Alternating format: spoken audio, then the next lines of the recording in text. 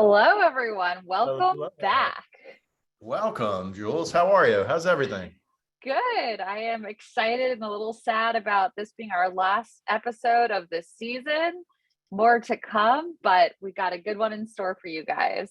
Yeah, it went by so quickly, but this is a really, really good way to kind of finish out the season, in my opinion. We got two really talented people coming on and really entertaining people.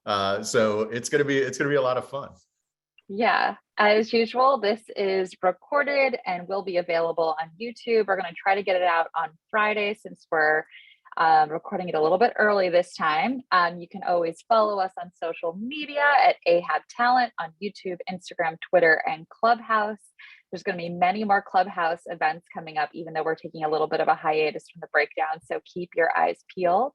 And as always, on Instagram, we love your studio selfies. So keep tagging Ahab Talent and we'll reshare and show off what you guys have been up to. So in this episode, we are going to be discussing leveling up your video game and animation career. Make sure you all ask questions in the Q&A and upvote questions. We will always do our favorite segment of the day, which is VO Roulette. If you're interested in being part of VO Roulette and coming on our virtual stage, type it in the private chat. And our colleague, Alexis, will bring you up on stage toward the end of the episode if you're picked. Jules, how do you want to start? Yeah, let's kick it over to doing some content we ship and talk about what we've been listening to lately. You know, one of my favorite activities is just sharing podcasts, audiobooks, also TV shows that I've been watching and listening to. And one I've been talking to a lot of friends about, especially my male friends, is this book called Man Enough by Justin Baldoni. I don't know if you guys have heard about this or about him and his initiatives. But I have read and listened to a ton of feminist content talking about the different societal pressures there are on women. And I'm very well versed in those, as well as have experienced some of them. But you know, growing up, I don't have brothers, and I haven't often talked to men about the societal pressures that they feel on their side of that gender binary. And so this book really delves into things that men go through growing up as boys and how they continue to feel those pressures into adulthood, whether it's in relationships as fathers, in terms of physical size and strength, and a role of kind of being a protector in certain moments, and just how these things affect men in different ways. So I've really enjoyed listening to it and having amazing conversations with friends and family. So Man Enough by Justin Baldoni is my pick. What about you, Dan? Excellent. And yes, all of those things are true. Absolutely. So this month I jumped into a genre that's not usually something that I dive into, which is sci-fi. And I've been listening to Foundation by Isaac Asimov, and it's not something I would normally pick up, but I am just completely obsessed with it now. I'm pretty much done with the recording, and it's read by the legendary Scott Brick, who I've listened to many books from before. But you know, as far as this show goes and what we're trying to do and help educating actors, it's worth picking up just to listen to how effortless Scott Brick builds tension in this audiobook. It's a lot of really kind of interesting characters, and obviously you can really use your range in a book like this, but Scott keeps it really tight, and it really is just a masterclass on building tension. I think he does an amazing job with all of these books. But you know, now I've got to jump into the next one as soon as I finish this one because I'm obsessed with it. So check it out, Foundation. It's also a TV show, I think, on Apple Plus right now. So, but always read the book or listen to it before you watch the show. Totally. Get your own formation of the story and the characters in your own head, and then go watch. Yes. All right. Well, we're going to head over to the sample review, and today's sample review comes to us from Andy Arndt. And let's see what Andy has in store for us. It sounds like we have a sample from Raymond Lee here today. And Andy wears 3 hats in the audiobook community: narrator, indie audiobook producer, and founder of Narrator Life, or Narrator.life, which offers courses, coaching, and community for audiobook narrators at every stage of their careers. So Alexis, can you pull up that sample review for us? And Raymond Lee is a pretty great actor. So I'm looking forward to this. Yeah.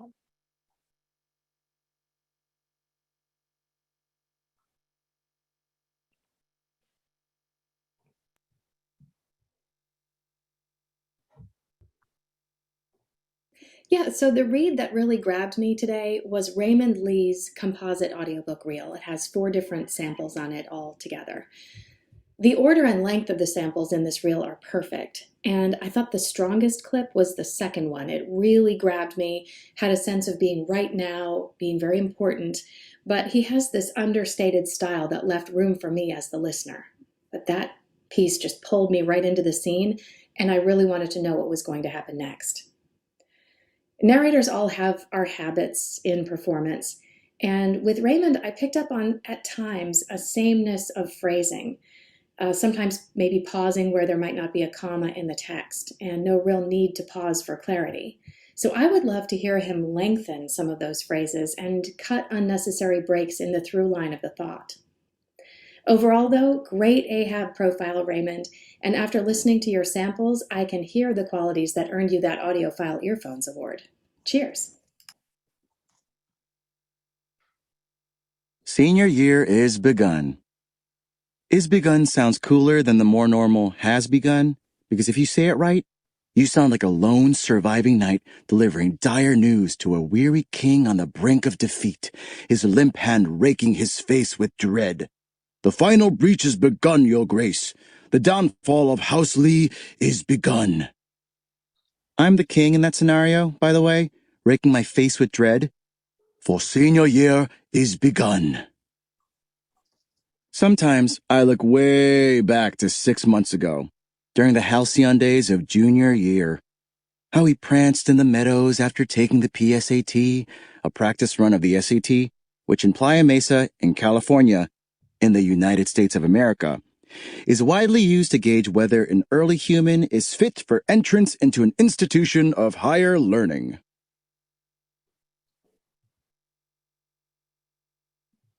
Wow, that was pretty awesome. And I am muted. Yeah, that was amazing. I love the buoyant energy that he brought to that. And I'm always looking for like a conversational tone. And he really was very present and authentic in those samples. So I really appreciated that. Yeah, I love his pacing too. It's just like, again, that's exactly where you want to be in your pacing for an audiobook. Just, not too fast, not too slow, just right there in the comfort zone. So really great job by Raymond Lee. And thank you to Andy for that. All right. So I think it's time that we get this episode started. What do you think, Let's Joel? do it. Let's get on it. All right. So as we mentioned, this week's episode is leveling up your video game and animation career. Jules, will you introduce our first guest? Yes. So our first guest is Robbie Daymond, who I've worked with many times over the years in the audiobook industry. But in the anime world, Robbie Daymond is most well known as the most prolific voice of Tuxedo Mask in Sailor Moon and Sailor Moon Crystal. I love Sailor Moon as a kid. There's so many references throughout his bio. I'm just like, I love that. I love that show. I also love that show. He's also played countless other leads and fan favorite roles, and there are also several coming up that he can't quite mention yet. Robbie is very active in the realm of Western animation as well. He stars as a series lead in several shows, such as the current voice of Spider-Man / Peter Parker in the Marvel Animated Universe, Jesse in Infinity Train Book 2, Chico Bon Bon in Chico Bon Bon, and Sway Sway in The Breadwinners. He has starred and reoccurred in other popular cartoons like Star Wars Rebels, Young Justice, OK Co, Let's Be Heroes, Casa Grande, Pinky Malinky, Costume Quest, Scooby-Doo and Guess Who, and Rugrats. He has also voiced characters in several feature films. Robbie's also a staple in the video game industry and can be heard in Final Fantasy 15, another favorite of mine, as Prompto, Fire Emblem Three Houses as Hubert, Cyberpunk 2077 as River Ward, and Pokemon Go as Professor Willow, also another favorite of mine. Robbie can be seen playing D&D on screen as Dorian Storm in Critical Role's hit show Exandria Unlimited. He also makes up 1/3 of the pop culture improv comedy troupe loud, annoying, and very annoying, aka LAVA. So Robbie, can you come on to our virtual stage? Hello. Hi. We've Hello. arrived. We Hi. How are have. you? Good. We need to work on you say we, I say we, I see I work on condensing that bio a little bit. I appreciate the accolades, but I feel like I was sweating it in the virtual wings.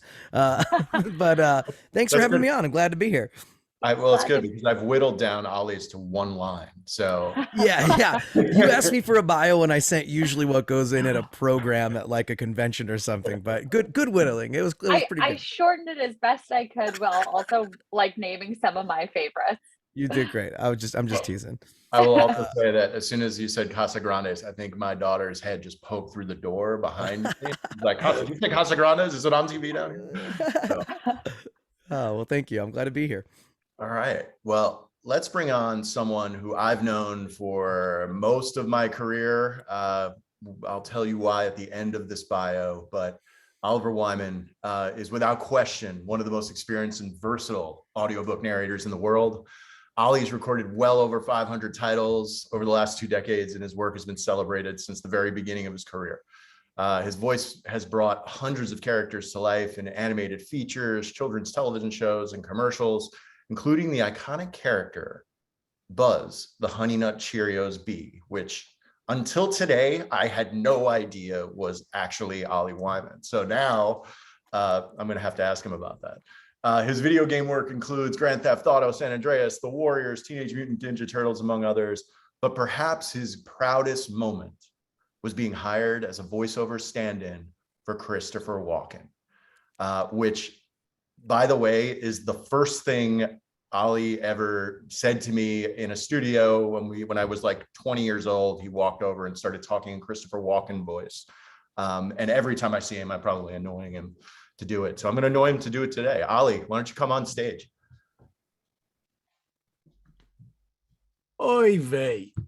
I gotta work on my bio, apparently. Thank you so much. And yes, it's what I do. I need to have a sign everywhere I go that says "Don't do Christopher Walken," because I just do it all the time.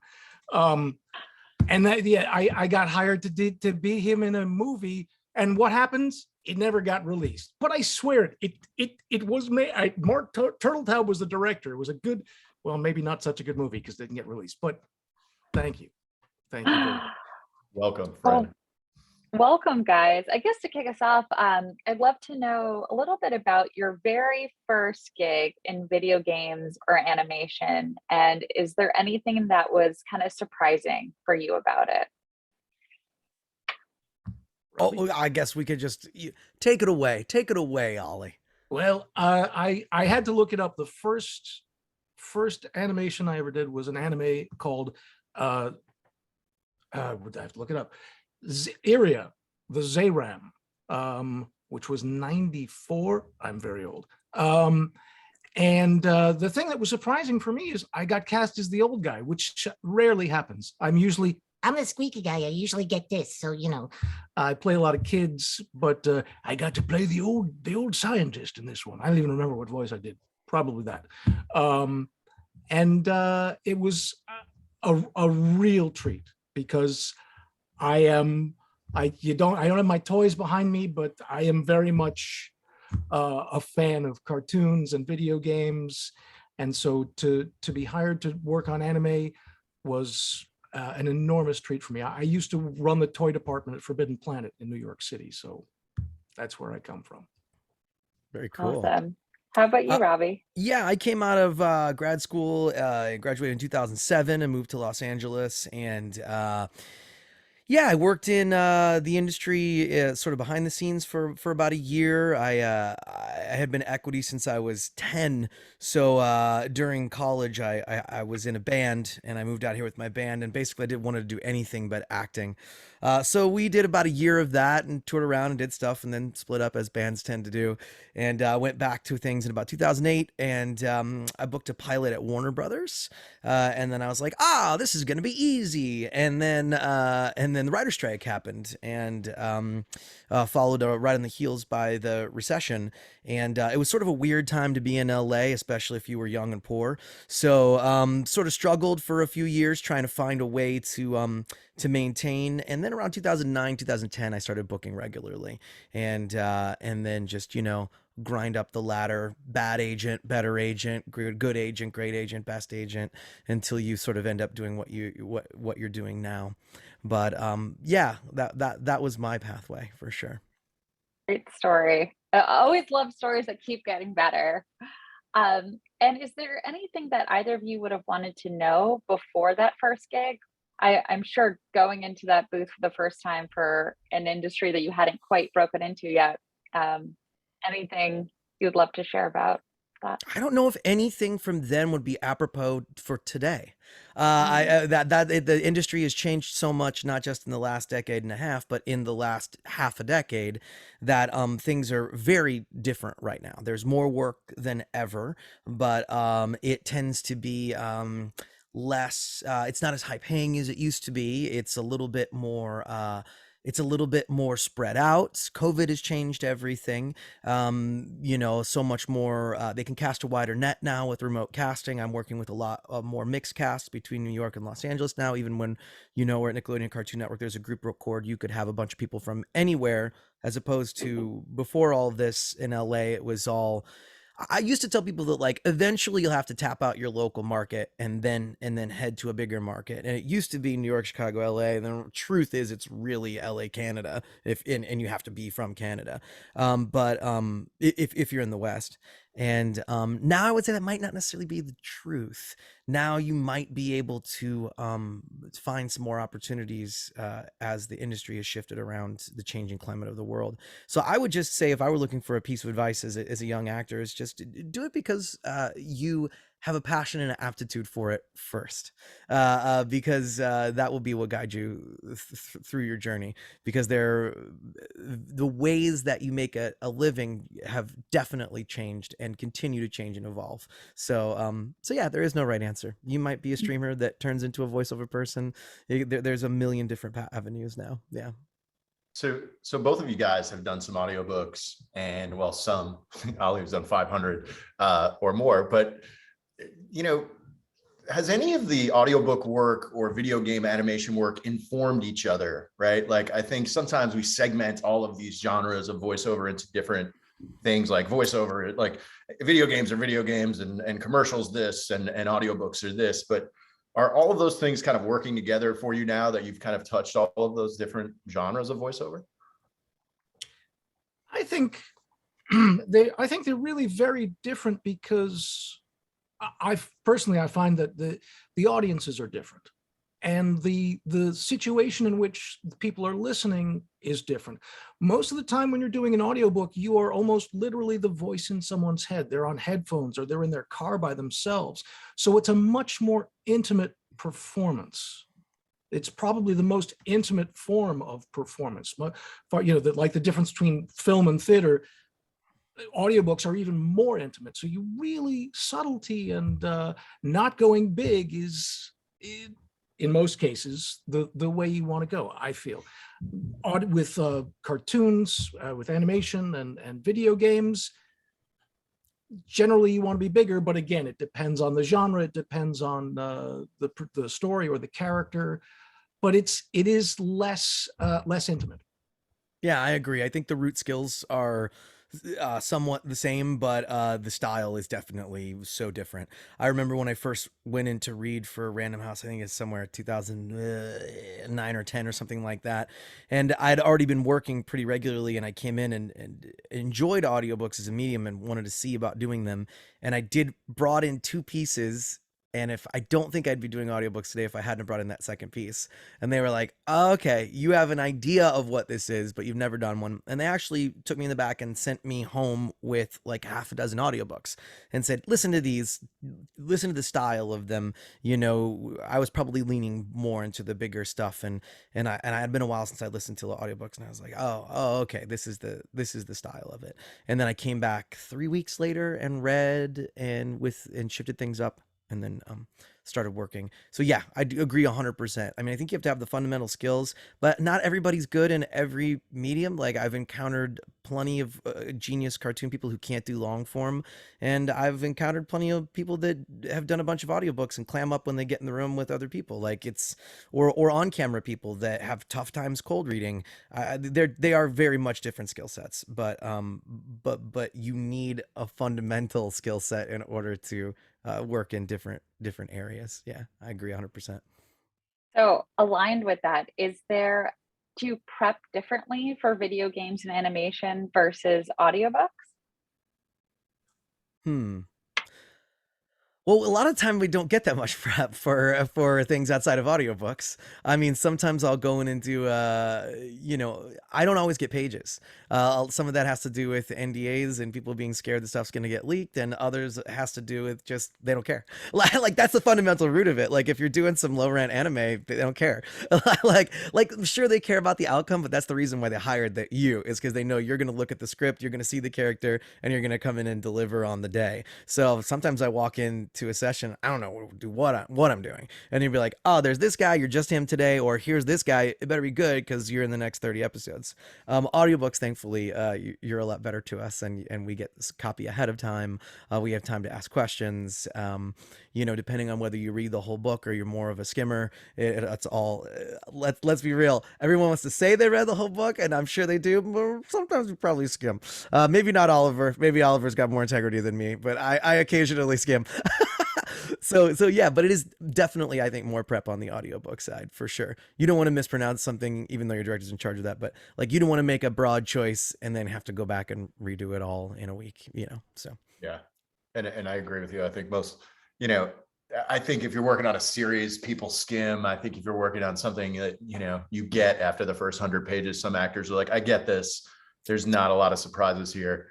I have worked with actors. I always tell this story, like a celebrity walked in with like a 500+ page book. We sent him 2 weeks earlier or 3 weeks earlier, showed up off a red eye, dropped the same package I sent him on the table and said, all right, so what's this book about? And I was like, oh, you should probably go home and get some sleep and then get up and maybe read the first 100 pages. Cause this is like 500 characters we expected you to try to figure out. Please prep at least a little. Yeah. Everyone new should prep. Let me preface that. You've got people, you've got like new people are watching this, right? Prep. Read the book. My first years, I read every book cover to cover and made strong choices. I think you're only allowed to skim after you've got some skin in the game. Skin in, then you can skim. So for both of you, and Ollie, I'll start with you. Now that you've done a lot of voice work generally in all these genres, like, are there things you get typecast for generally? And you've been doing this a long time. Robbie, you've been doing this a long time. Like, do you have advice for people as it relates to this with demos? And like, when you're kind of creating a demo, like how not to get typecast or in voiceover work? Because I can see it work. I don't know. Does it work that way? Or are you people saying, Ollie, you're now this guy for everything? I'm the character guy. So generally I get the weird stuff. I always want to be the hero. I would love to be Spider-Man. Let me just put that out there right now. I'm very jealous of Robbie. I'm the squeaky guy. I do this. I'm the Honey Nut Cheerios beat. That's what I do. But it's and I will also say my demos are, I try to put in as much variety and show my range as much as possible, but my range is pretty extreme. So for animation and video games, I rarely play a normal person. In whatever, when I get commercial work, I'm usually a pizza box or an elf or something. What does a pizza box sound like? Pizza box, they sound like this. They got an accent. They're all from Brooklyn. That's how it works. I'm not really. My demos are. I pick stuff. I'm like, oh, I like that.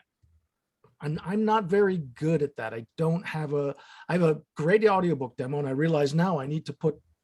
I've just got samples from a lot of the books I've done that are well received, and I need to put together a little demo package and put it up on the Ahab site. So I'm not very good at the demo thing. I've been thinking of talking to Jeff Gerner and getting him to help me out with putting a demo together.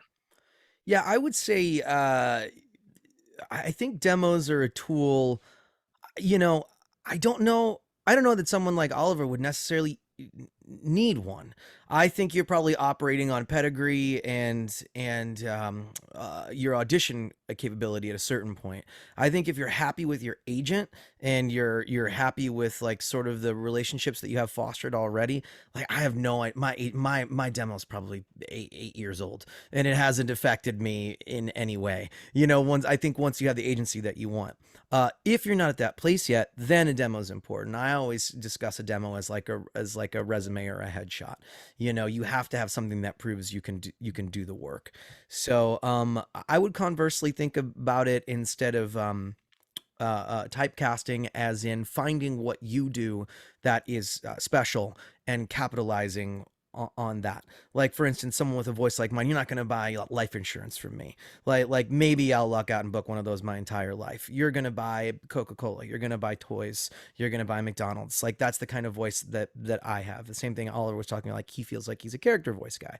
Which, you know, maybe you can put yourself there, but when you've been doing this long enough, eventually you find a sweet spot in your career where you're like, okay, I do a bunch of stuff, I'm very versatile, but like, you know, my bread and butter voice are these three voices, or these three things that I do better than anyone else. Like my voice cuts. Like when you put me in a commercial, your kid pops around their corner around the head of the room, is like, I want that. Like that's what I'm known for. And there's a lot of people that'll go like, oh, I don't have a voiceover voice. I'm like, no, you have a voice. And as long as you can find out what's special about that, then you can market it for yourself.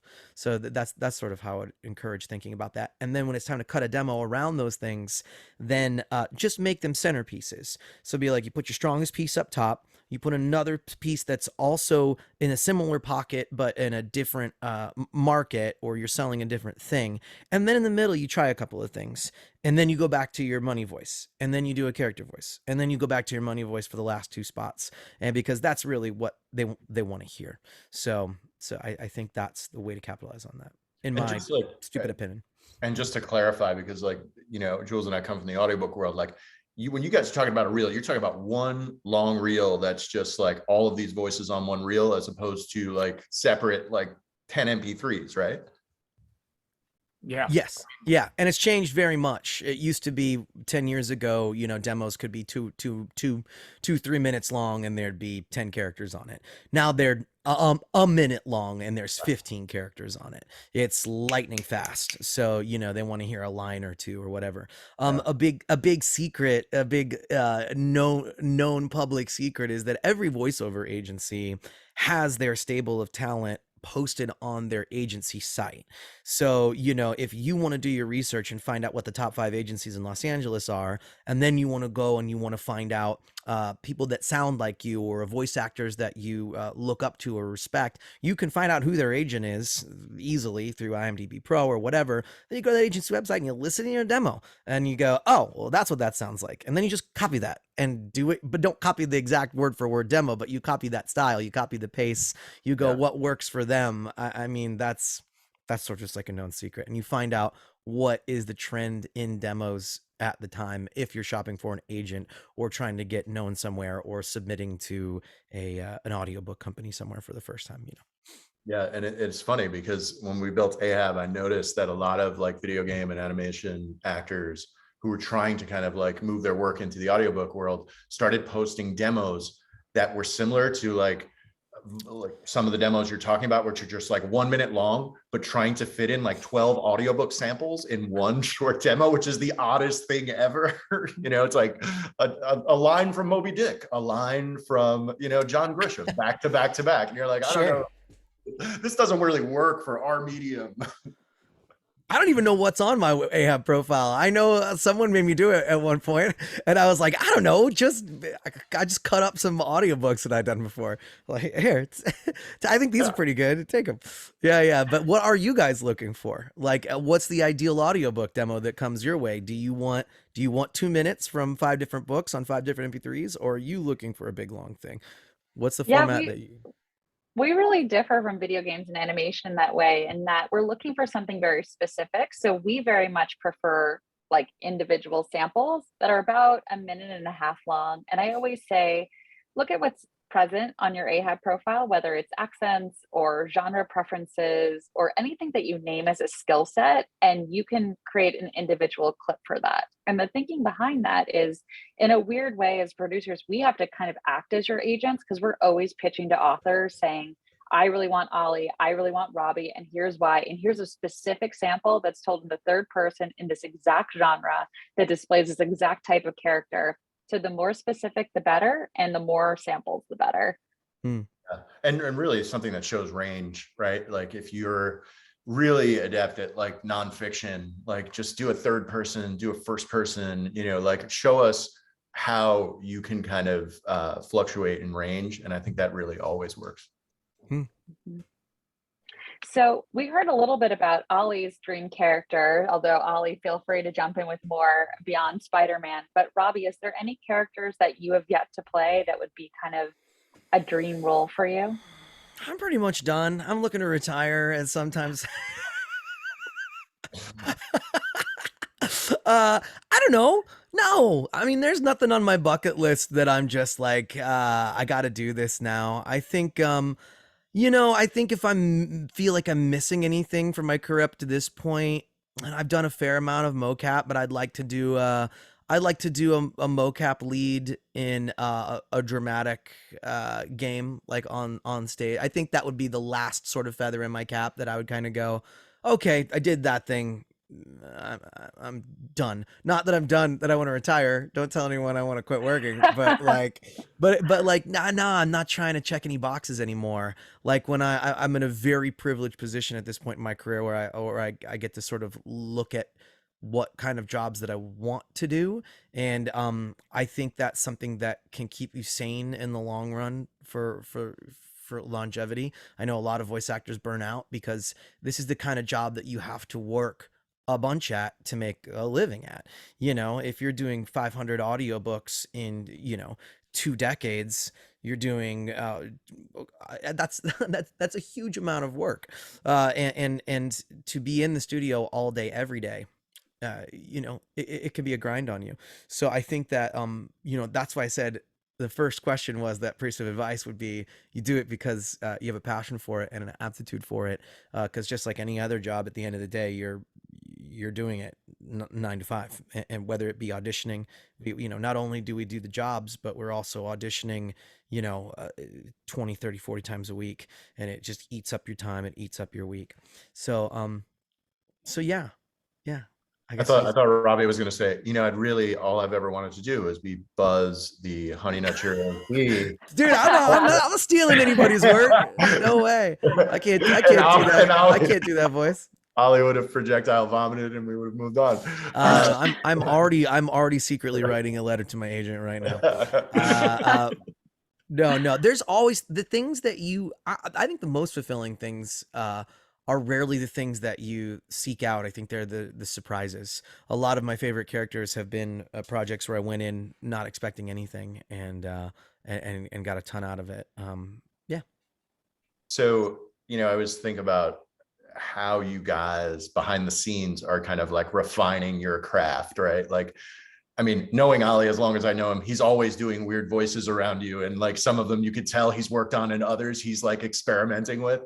But are you, Robbie, and then Ollie, I'll turn to you. Like, how are you working on potential voices? Like I always think about Jim Dale and Harry Potter, and he used to talk about, I used to walk around with like a tape recorder, and when I heard something, I'd like disappear into a closet and do that voice and try to keep it for like when I needed it later.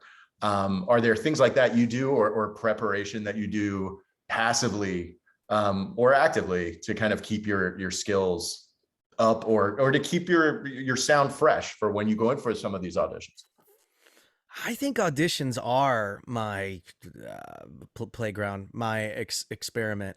I Yeah. used to think of them as like, oh God, I've got to book this work, but now I'm just like, I'm gonna do something that I feel is a strong choice, and then I always send it A, B, sometimes to see if I'm feeling wild, and I always try to make big, weird choices on the back half, and not only is that fun for me, but it's also like an experiment to see what works and what doesn't, whether I book or not. Just don't do something that you can't do for 26 episodes in your audition.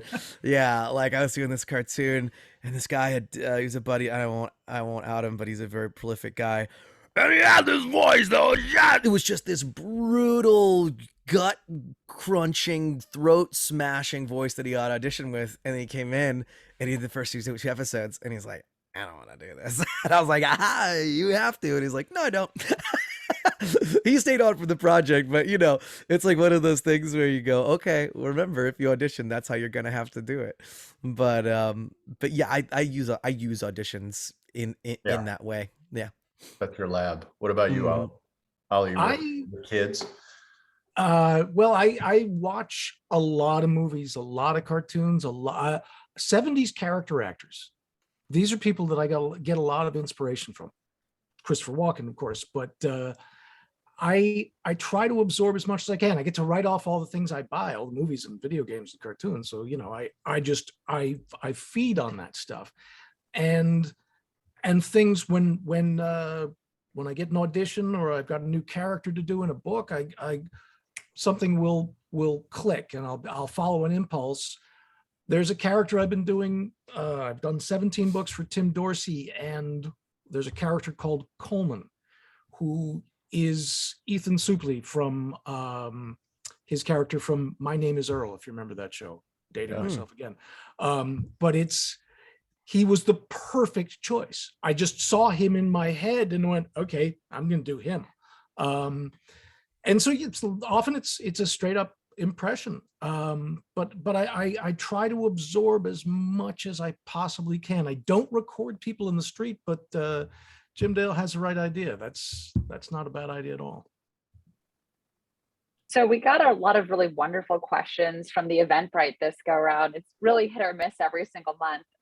But we got one question from Ben Mayer, who asked, how do I gain experience doing ADR without spending tons of money on classes? Is there any recommendations you guys could give there? That's a good question. The only thing I could think of is watching anime with the sound down and with subtitles, and then watching it and rewinding and going and putting yourself in there, putting your own voice in there. It's also, I think video games give you skills because it's timing. You gotta hit that. You gotta breathe on the 3 beeps. You gotta inhale on the 3 beeps, and then you gotta hit your mark. And you have to act as well as match the flaps, which is tricky. That's why it's such a treat working on a show where they animate to your voice. When I did Teenage Mutant Ninja Turtles, I was in the booth with the 4 Ninja Turtles, one of whom was Sam Riegel, who Robbie works with on Critical Role. And that was tons of fun, but mostly I just can't think of any other way you could practice that short of getting a setup and doing it yourself. As soon as you said that, I was worried. Like, I had this image of Ollie standing in a studio with 4 like guys dressed exactly like Ninja Turtles, and Ollie standing with his normal clothes. That would probably cost more than you would want, probably more than the voiceover lesson. Yeah. If you're talking about practice, that's a great way to practice. ADR is an easy one. You can just turn the sound off and mash flaps, and practice on your own. If you're talking about like practical experience and or work and or a foot in the door, I would say there aren't that many avenues other than just taking the classes, getting the practical work, and then eventually submitting your demos and or work to the handful of studios that do those work or do that work. And there isn't that many studios that do. There just isn't. I can think of 5 of them. I'm sure there are some smaller ones floating around, but it's not that big of a community. So when you're ready, and you want to put your skills to the test, you have to start submitting your demos and trying to get in the studio. A lot of it's my very first anime. I had never done any. I guess that's redundant, isn't it? My first anime, I had never done any anime, but I had no idea what I was doing. I'd never taken a class. I had no formal training. It was just sort of thrown to the wolves and figure it out while you're in there. So I wouldn't say let that part of it make you scared about trying to submit. If you feel like your voice is in a good enough place, they'll cast you based off that, not off your ability to match flaps. You'll pick that up in a couple of sessions. A little cheat for the New Yorkers who are here. I recently went to the Museum of the Moving Image in Queens, which is a fantastic museum. They have an amazing Jim Henson exhibit right now, but they actually have an ADR booth there. Not like you can stay there for hours, but if you want some fun for like a weekend activity with some friends, they actually allow you to do, I don't know what the clip was, but they allow you to do ADR there as like a fun little activity and some other things. So. Cool. Nice. So we do have another cool question from the audience from Mario Brady. Now that we largely work remotely, do you have tips on a preferred microphone or mic technique for loud video game sequences, cries, screams, things like that? Back off, turn down the gain. Have your booth well insulated. In my experience, Orlex is not really good at dampening the reverb in your booth. You want to have the flat surfaces and the corners covered up. Blankets are probably better than Orlex. Orlex is really made for to buffet the higher range sounds, but the mid-range, lower sounds, you want something a little thicker. Yeah, I mean, bass traps are good. If you're remote, you can do it all. I always say, like, you can always scale up your studio. You can always start with a less, you don't have to dump thousands and thousands in right away. And then if you're funding yourself as you start, you can work off of okay equipment. I think you can do a decent enough booth with some PVC pipe and furniture pads. Like, it's not ideal, of course, but you can do it, especially if you have a quiet apartment. And there's plenty of tutorials and stuff online. If you're just starting out and you've never booked work before, I would say don't spend more than $250 on a microphone, but do make sure that it's a large diaphragm condenser microphone would probably be best for you. And then also now you can buy an audio interface, an external interface for $120. Get yourself a Scarlett Solo, and now you've got a $450 rig that you could probably work off of, that you can probably do a commercial. If you don't want to spend that much, there are some okay $100 mics. You can probably audition with a Yeti if you need to. Eventually you'll have to upgrade once you start working, but yeah, that's it.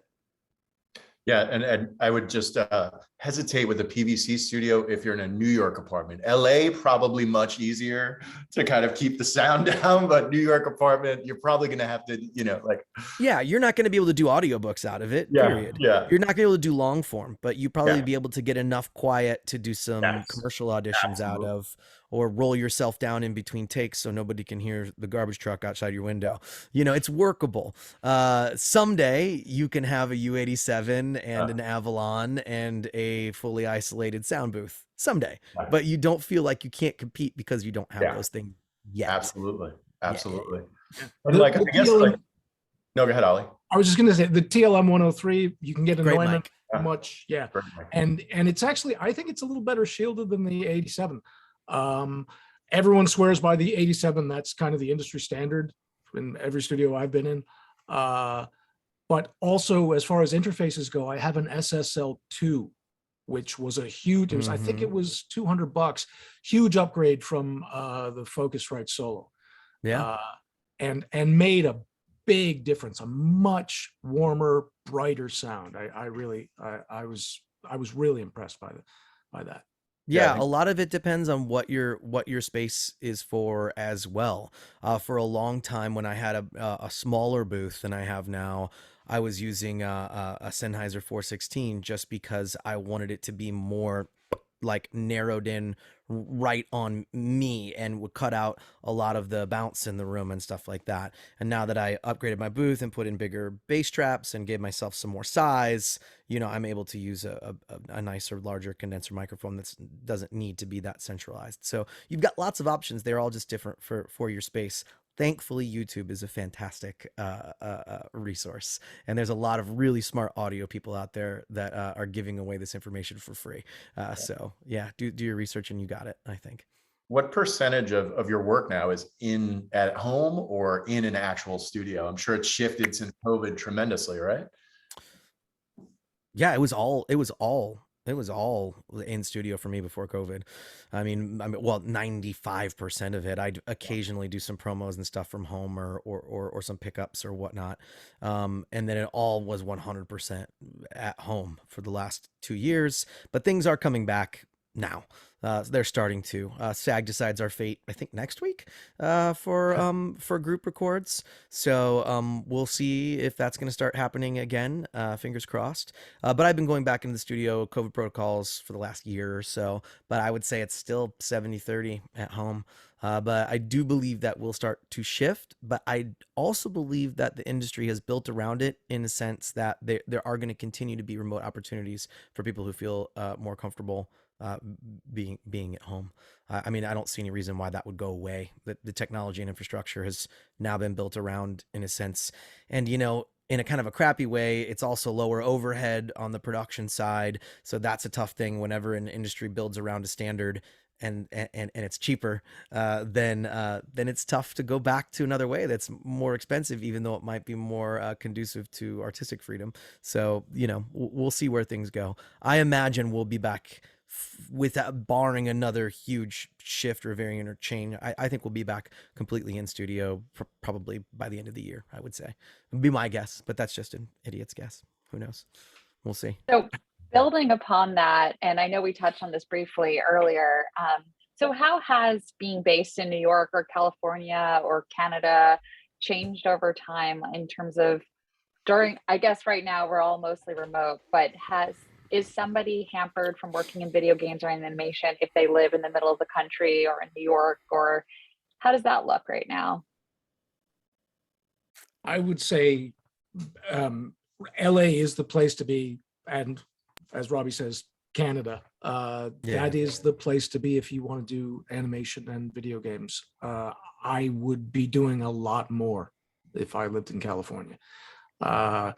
I have gotten more work since COVID. I've gotten many more opportunities, but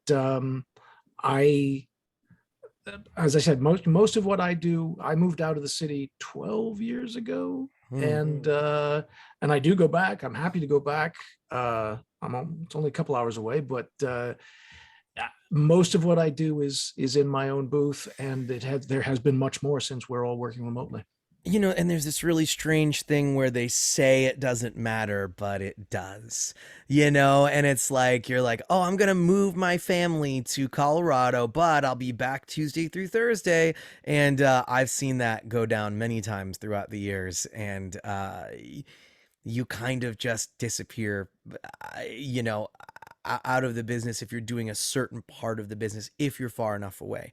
If you're close enough away, like wherever you're at, if you're a couple hours away, then it's a lot more workable. But if you're talking about a guaranteed plane ride for every time you bop into town, it didn't matter during COVID. I personally am of the mind that I think it will matter again soon.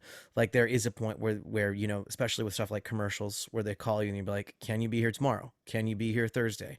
We're going to shoot this, and they want it to be in studio. Something about being in person makes people feel valued. And I think it's on both sides of the glass, both for us and for them. So, if you want to have your voice be heard, you want to be in the room. And I think a lot of executives and creatives want that, and you just can't do it if you're not in the city. You really have to have a presence.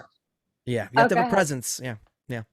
I've talked to Anzira about this, and we're both in agreement that, I mean, I'm an extrovert. I love being with actors. I love being with directors. I love being in the creative process. And as much as we've been able to do all of our recordings from home, I really miss being there with you guys, because it's relationship development. And I get so much more psyched if I'm like, oh, I'm going to go into the studio with Ollie today. And like, let's see what he has up his sleeve. Like you're in there, you're feeling the kinetic energy. And it's a little bit more flat when we're not all together. Yeah. Networking. Yeah, absolutely. I think that's incredibly valuable too. And you just have to show people that you'll show up, and I think that's important in this business. I have a question. I have 2 questions in my chat. Is that something for later, or what if I answered them in like 30 seconds that someone sent to me? Go for it. You go for it. Okay, this Annie said, how many characters should be on my animation demo and how long should it be?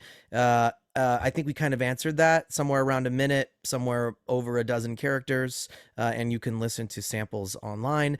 And then the other question is, should you throw languages that you speak, other languages, and singing if you sing, or is that too much? I would say you can always sing a character just to show it in your animation demo. I think that's a pretty cool idea. If you've got other languages, you can pepper it in, but if you're truly fluent in other languages, you should have a whole other Spanish demo or Japanese demo or whatever you speak. And if you sing, I also have just a singing demo that is a character singing demo that I send out. The other question is, I'm happy with my agent, but wouldn't mind having an animation demo. Is it still helpful even though I work primarily in commercials? Yes. Your agent hosts your demos somewhere. I would say the 2 fundamental ones to always have are animation and commercial, and then you can expand beyond there into audiobooks, promos, singing, foreign language. And then James asked, how is it possible to work in audiobooks 100% remotely? I don't have access to a local studio, living far away from many cities in South Africa. I don't really have any other options. That's what we were talking about, James, about building a functional home studio with a reliable internet connection. I think that's really all you need, and a quiet space with a noise floor, meaning background noise lower than, I think it's negative 56 decibels, I think is pretty much the industry standard. And that's that. Yeah. But you'd have to set the tech up for yourself, and then a director works remotely for you, and then you would audition remotely as well. Speaking of South Africa, I have to break in and tell this story. There is a producer whom I won't name, but I refer to him as the Batman of audiobook producers. He was sent to South Africa to record Nelson Mandela. Oh, wow. And he was called up on a Friday, and then they said, what are you doing next week? He said, I get working for you, I guess. And they said, you're getting on a plane on Sunday to go record Nelson Mandela. And he went there, got off the plane, met his liaison, and said, okay, where's the recording studio? They said, yeah, that's the thing. There isn't one. So he had to build one. And you guys know who I'm talking about, right? Yes. Scott shared. Yeah. So wow. But it's just, when he told me that story, I turned into Kramer. I was like, yo, Batman, that's an amazing story. I have one of those in America that I can't talk about, but we will maybe over a beer at some point. There you go. So great, Jules. Do we have any other questions we want to ask these guys before we jump in to VO Roulette? Let's jump into VO Roulette. Alexis, who do you have for us? It looks like we have Eric Martin Reed. So Eric, Alexis should pull you up so we can get to chatting for a minute.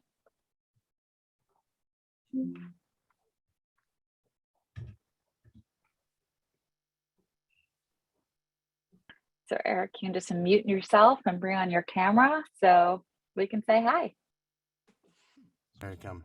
There he is. There's hey, Eric. Eric. What's up, man? Hey, first of all, thanks. It's awesome to just listen to creative voices. I didn't have my people around me growing up, but I do now. So, Eric, where are you calling in from? I'm in Portland, Oregon. Cool.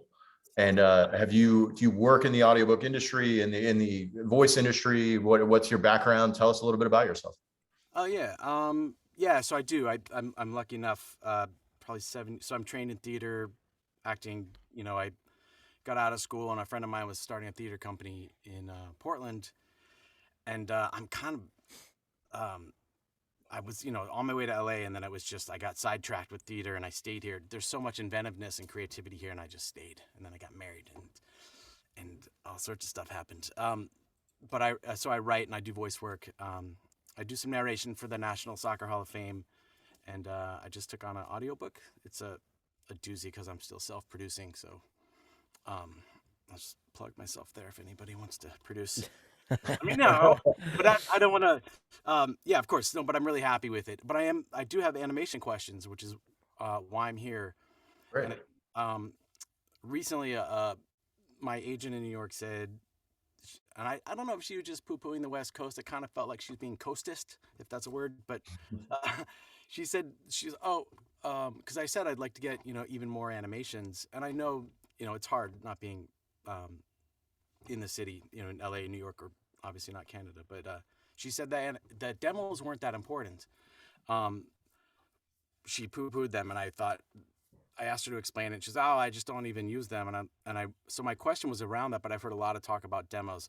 So I hear that they're already important. So that answers that question. But the idea of a demo is a calling card. So my question would be, would it kind of be the same? Like, I've gotten commercial work by approaching, just hitting the pavement myself, by hitting up studios that do commercials, or the kind of work I would like to do with my commercial demo.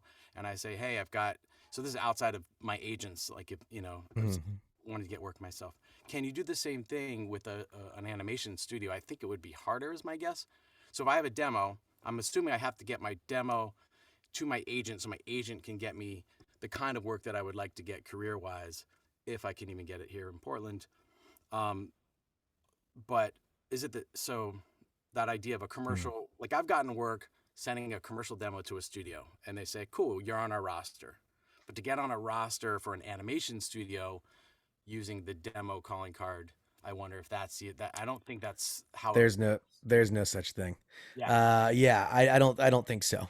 I think your agent might be right on that one. In the sense that if you needed a demo, it would be more like if you were completely unknown and there were no auditions.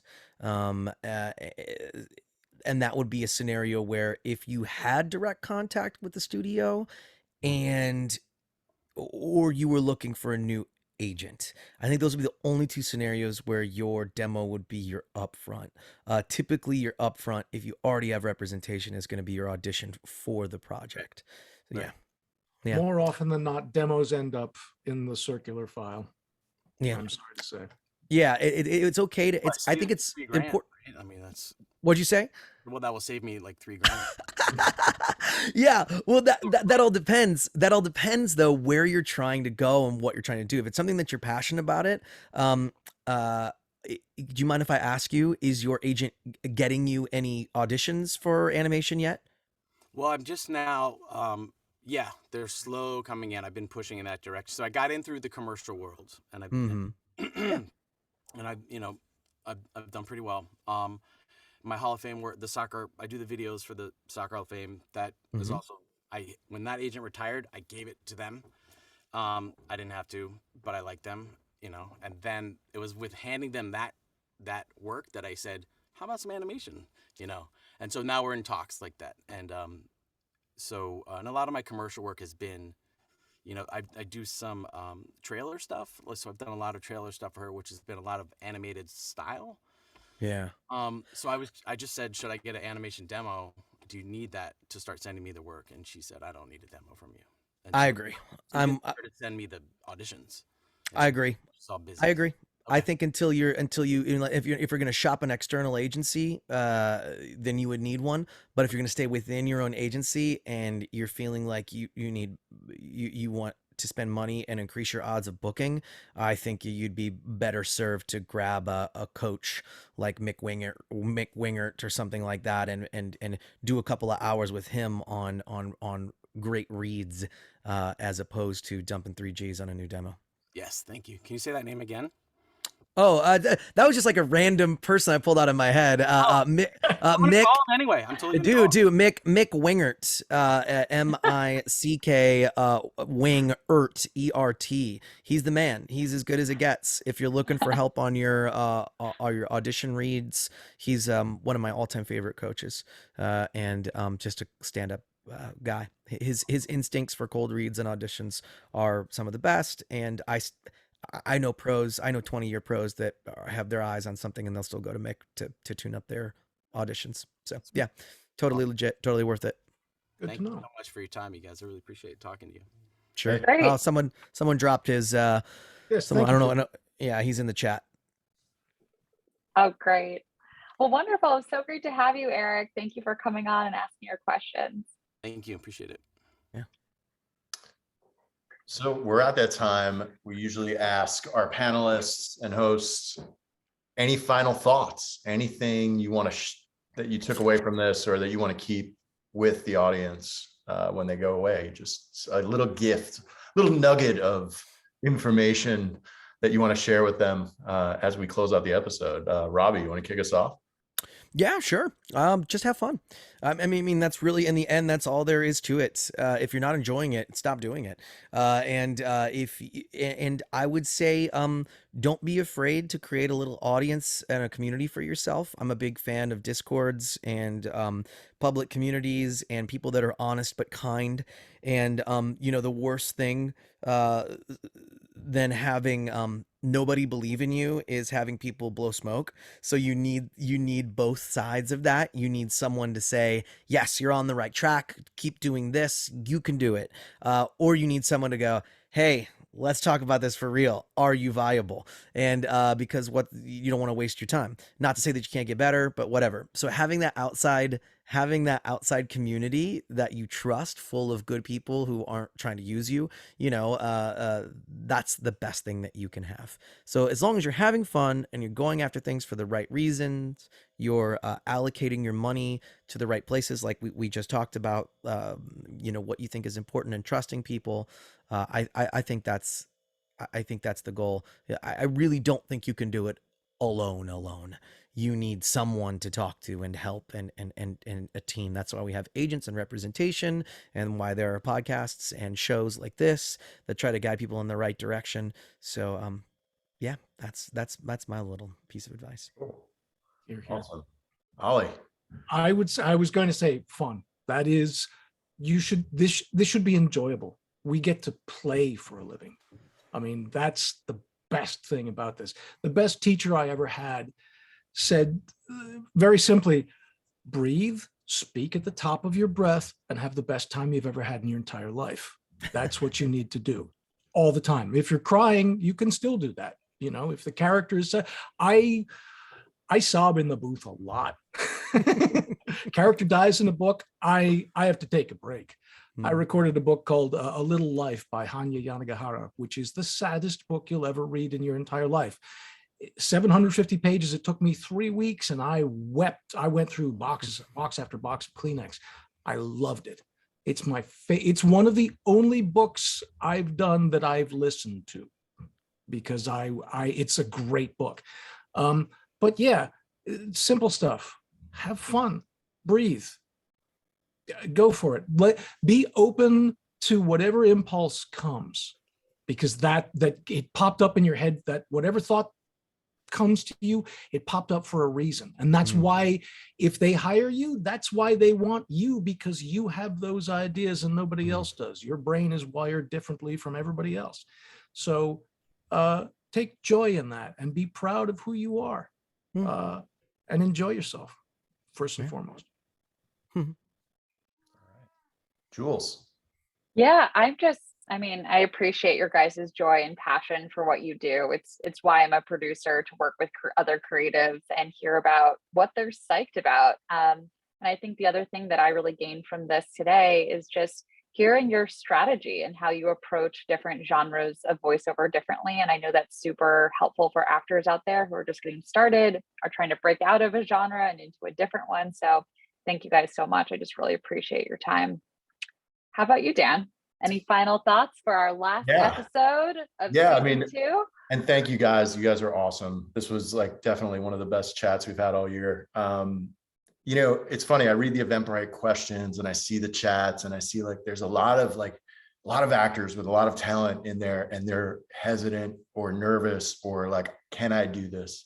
And to me, it's like, you got to just jump in with both feet and push the button, man. Like, you can't hesitate. We said this, Jules, I think at the end of last year, right? Like, maybe you didn't get everything accomplished last year that you thought you were going to, and you set out to do. Like, there's still time. Like, start today. Like, just, you know, like, don't go out and spend $3,000 on a demo, but like, you know, listen to Robbie, listen to Ollie, figure out what your path is, but like, do something. You know, if you're afraid to push the button, don't be afraid. There's like thousands of other people who are in your same position, but the people who actually make it are the people who go forward and do it. So go do it, man. Like, don't hesitate, or else you're going to regret it later. So that is my end of season advice. Great. Well, thank you everyone who came today. We love doing the breakdown. I'm going to be a little sad that we're not doing it for the next few months, but we'll be back with more episodes. And thank you guys, Robbie and Ollie, and really appreciate you guys kicking off or ending the season for us. And also, just want to throw out thank you to Alexis, who's been running this season, Ashley, Jasmine, and of course, Lauren Klein, who helps us put together every episode of the breakdown. And then a very special shout out needs to be thrown out there. Colleague of ours, who is what I would call the godfather of audiobooks, Dan Musselman, is retiring this year from Audiobooks. Wow. So special shout out to him. Reach out to him on social media. He's probably, his ears are bleeding from me saying this right now, but like, he is a legend. He's the reason audiobooks are a thing in LA. And he is, you know, it's gonna be tough to not have him as part of Penguin Random House anymore. So big shout out to Dan at the end of this year. All right, guys. Thank you, Catch everyone. you soon. Cheers, everybody. Cheers. Bye, guys.